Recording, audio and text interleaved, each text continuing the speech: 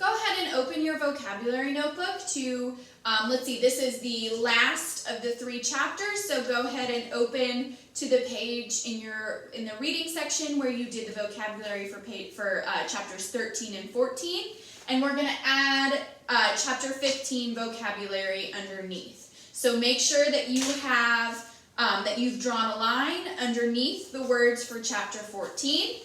Then write the title of the book, The Phantom Toll Booth. Make sure to underline. Write today's date, March 31st through 2020. And then chapter 15, This Way to Infinity. Don't forget your quotation marks around a chapter title. We only have 3 words for this chapter. And the first one is famine.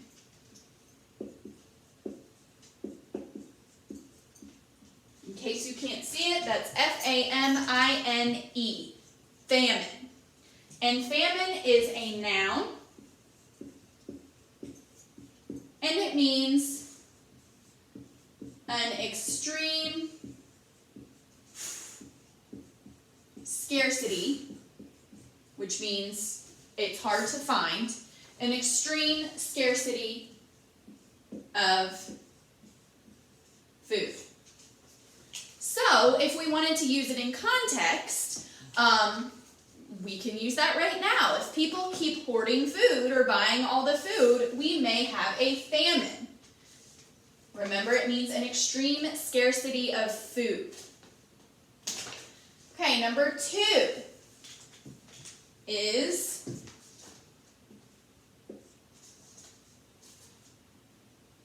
the word dazed. You can't see it, that's D-A-Z-E-D. Make sure you're in full screen. At the end of the vocabulary, I'll post a close-up. I'll put a close-up at the end. Okay, and dazed is a verb. We can tell that it's a past tense verb because it has this ed at the end that tells us it is a past tense verb. And it means stunned with a blow or a shock. So what that means if you dazed someone, it means you stunned them. So they can't really move, or they feel like they can't move, either with a blow, which means a physical hit, or a shock. You told them something that just shocked them into silence. So let's say, in context, we could say, I was dazed by the news that we wouldn't be going back to school until April 27th. It means I couldn't move, I was in shock. Okay, and the last word is infinity. Infinity. Infinity is another noun. It's spelled I-N-F-I-N-I-T-Y. It is another noun. And it means an indefinitely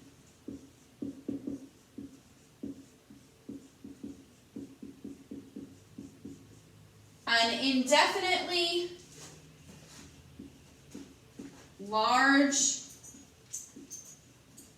number or amount, or it means never ending. So if something goes on to infinity, it means it never ends, or it goes on to an indefinitely, which means we can't describe it. We don't know what the end of that large amount. So we can say the numbers go on to infinity. They go to an indefinitely large amount. We can't define it. We can't say how large that number is. We can also say that space goes on to infinity. It never ends. We don't know where it ends. So as far as we know, it never ends. Okay, go ahead. You should have those written in your notebook. I will post a close-up, or I will put a close-up right after this. Make sure that you're in your notebook. Then go ahead, put your notebook away, and get out your Phantom Toll Booth book. Okay, go ahead and open your Phantom Tollbooth books to chapter 15, which, if you have my book, is on page 184. Okay, we're on chapter 15. Chapter 15, This Way to Infinity. Into the cavern rushed 8 of the strongest miners carrying an immense cauldron which bubbled and sizzled and sent great clouds of savory steam spiraling slowly to the ceiling. A sweet yet pungent aroma hung in the air and drifted easily from one anxious nose to the other, stopping only long enough to make several mouths water and a few stomachs growl. Milo, Talk, and Humbug watched eagerly as the rest of the workers put down their tools and gathered around the big pot to help themselves. "Perhaps you'd care for something to eat," said the math magician, offering each of them a heaping bowlful. "Yes, sir," said Milo, who was beside himself with hunger. "Thank you," added Talk. The Humbug made no reply, for he was already too busy eating, and in a moment the 3 of them had finished absolutely everything they'd been given. "Please, have another portion," said the math magician, filling their bowls once more, and as quickly as they'd finished the first one, the second one was empty too. "Don't stop now," he insisted, serving them again, and again, and again, and again, and again. "How very strange," thought Milo as he finished his 7th helping. "Each one I eat makes me a little hungrier than the one before." "Do have some more," suggested the math magician, and they continued to eat just as fast as he filled the plates. After Milo had eaten 9 portions, Talk 11, and the Humbug, without once stopping to look up, 23, the math magician blew his whistle for a second time, and immediately the pot was removed and the miners returned to work. "Ugh," gasped the Bug, suddenly realizing that he was 23 times hungrier than when he started. "I think I'm starving." "Me too," complained Milo, whose stomach felt as empty as he could ever remember. "And I ate so much." "Yes, it was delicious, wasn't it?" agreed the pleased dodecahedron, wiping the gravy from several of his mouths. "It's the specialty of the kingdom, subtraction stew." "I have more of an appetite than when I began," said Talk, leaning weakly against one of the larger rocks. "Certainly," replied the math magician. "What did you expect? The more you eat, the hungrier you get. Everyone knows that." "They do?" said Milo doubtfully. "Then how do you ever get enough?" "Enough?" he said impatiently. "Here in Digitopolis, we have our meals when we're full and eat until we're hungry. That way, when you don't have anything at all, then you have more than enough. It's a very economical system. You must have been quite stuffed to have eaten so much." "It's completely logical," explained the dodecahedron. "The more you want, the less you get. And the less you get, the more you have. Simple arithmetic, that's all. Suppose you had something and added something to it. What would that make?" "More," said Milo quickly. "Quite correct," he nodded. "Now, suppose you had something and added nothing to it. What would you have?" "The same," he answered again without much conviction. "Splendid," cried the dodecahedron. "And suppose you have something and added less than nothing to it. What would you have?" "Famine!" roared the anguished Humbug, who suddenly realized that was exactly what he'd eaten 23 bowls of.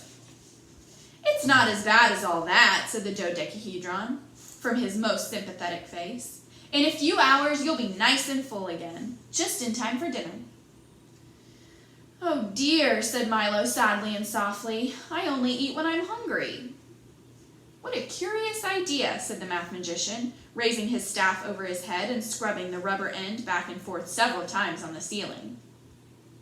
"The next thing you'll have us believe is that you only sleep when you're tired." And by the time he'd finished the sentence, the cavern, the miners, and the dodecahedron had vanished, leaving just the 4 of them standing in the math magician's workshop. "I often find," he casually explained to his dazed visitors, "that the best way to get from one place to another is to erase everything and begin again. Please make yourself at home." "Do you always travel that way?" asked Milo, as he glanced curiously at the strange circular room, whose 16 tiny arched windows corresponded exactly to the 16 points of a compass.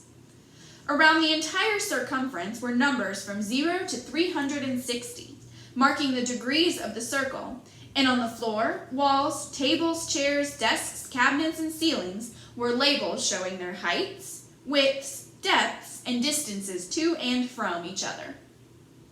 To one side was a gigantic notepad set on an artist easel, and from hooks and strings hung a collection of scales, rulers, measures, weights, tapes, and all sorts of other devices for measuring any number of things in every possible way.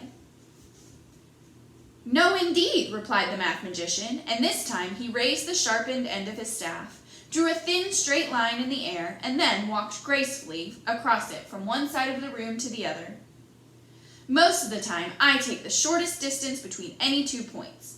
And of course, when I should be in several places at once," he remarked, writing 7 times 1 equals 7 carefully on the notepad, "I simply multiply." Suddenly, there were 7 math magicians standing side by side, and each one looked exactly like the other. "How did you do that?" gasped Milo.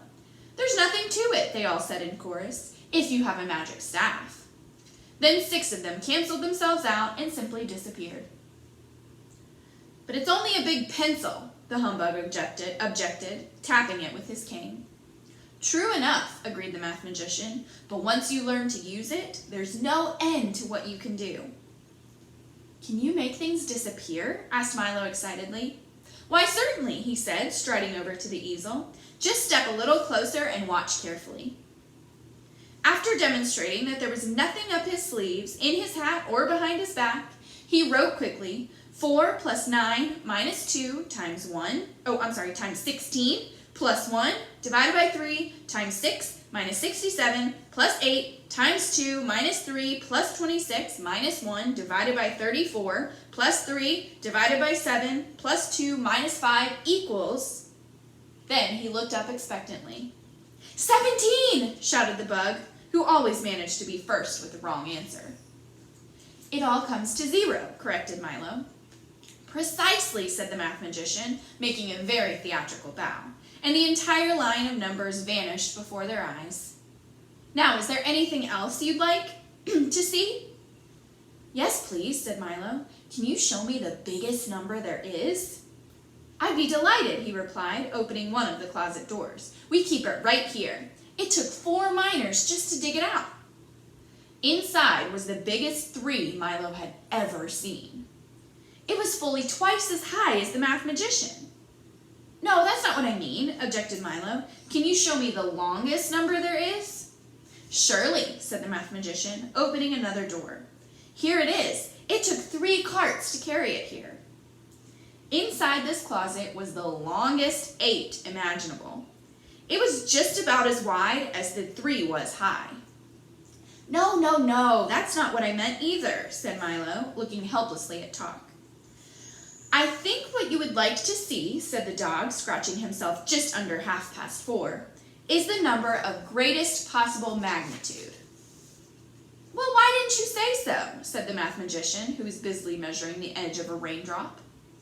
"What's the greatest number you can think of?" 9,999,999,999,999, recited Milo breathlessly. "Very good," said the math magician. "Now add 1 to it." "Add 1 again," he repeated when Milo had added the previous one. "Now add 1 again. Now add 1 again. Now add 1 again. Now add 1 again. Now add 1 again. Now add 1 again. Now add... But when can I stop?" pleaded Milo. "Never," said the math magician with a little smile, "for the number you want is always at least 1 more than the number you've got, and it's so large that if you started saying it yesterday, you wouldn't finish tomorrow." "Where could you ever find a number so big?" scoffed the humbug. "In the same place they have the smallest number there is," he answered helpfully, "and you know what that is." "Certainly," said the bug, suddenly remembering something to do at the other end of the room. 1/1,000,000th? asked Milo, trying to think of the smallest fraction possible. "Almost," said the math magician. "Now divide it in half. Now divide it in half again. Now divide it in half again. Now divided in half again, now divided in half again, now divided in half again, now divide. Oh dear, shouted Milo, holding his hands to his ears. Doesn't that ever stop either? How can it, said the math magician, when you can always take half of whatever you have left until it's so small that if you started to say it right now, you'd finish even before you began. Where could you keep something so tiny? Milo asked, trying very hard to imagine such a thing. The math magician stopped what he was doing and explained simply, why, in a box that's so small you can't see it, that's kept in a drawer that's so small you can't see it, in a dresser that's so small you can't see it, in a house that's so small you can't get it, on a street that's so small you can't see it, in a city that's so small you can't see it, which is part of a country that's so small you can't see it, in a world that's so small you can't see it. Then he sat down, fanned himself with a handkerchief, and continued. Then, of course, we keep the whole thing in another box that's so small you can't see it, and if you follow me, I'll show you where to find it. They walked to one of the small windows, and there, tied to the sill, was one end of a line that stretched along the ground and into the distance until completely out of sight. Just follow that line forever, said the math magician, and when you reach the end, turn left. There you'll find the land of infinity, where the tallest, the shortest, the biggest, the smallest, and the most, and the least of everything are kept. I really don't have that much time, said Milo anxiously. Isn't there a quicker way? Well, you might try this flight of stairs, he suggested, opening another door and pointing up. It goes there too. Milo bounded across the room and started up the stairs, 2 at a time. Wait for me, please, he shouted to Talk and the Humbug. I'll be gone just a few minutes. Okay, go ahead and close your books. Get out your reading journals. Go ahead and open to a clean page. Write the title of the book, The Phantom Tollbooth. Make sure you underline it. Write the chapter, chapter 15, and the title, This Way to Infinity. Make sure that you put the chapter title in quotations. Make sure you have a date, and then get ready to listen to the questions. Okay, so here are the questions for number 15. Don't worry, I will get a closer picture as soon as I'm done reading them, but make sure that you're listening as I read and explain the questions. Number 1. Why are Milo, Talk, and the Humbug so hungry after they eat in the number line? Number 2. Milo asks the math magician many questions. What are 2 of these questions, and what are the math magician's answers? So make sure that you remember, if it's underlined in red, you only have to write the red underlined part. So you don't have to write, Milo asks the math magician many questions. You just need to write this part that's underlined in red, and then make sure that you tell us 2 of the questions and the answers to those questions. Number 3, how do you get to infinity? What will you find once you're there? So again, this is a 2-part question. The first part, you need to list all the ways that you can get to infinity. The second part is, what will you find once you're there? What are all the things that you can find that were mentioned once you get to infinity? Number 4, tell whether the following statements are true or false. The first one, the people in Digitopolis eat when they're hungry. The second one, the math magician's staff is a pen. The third one, the math magician brings Milo, Talk, and the Humbug to his workshop. The next one, the math magician shows them a very big 4. And the last one, Milo goes to infinity. So, remember, this is where you don't have to write tell whether the following statements are true and then all of this in this order and then rewrite them as which ones are true or false. You can just write number 4, tell whether the following statements are true or false, and then list the true facts and then the false facts, however you need to. Make sure that you fully answer the questions. You need to answer at least 3. If you want to answer more than that, you are more than welcome. Make sure that you write the question, skip a line, write the answer, at least 2 complete sentences, and watch your grammar.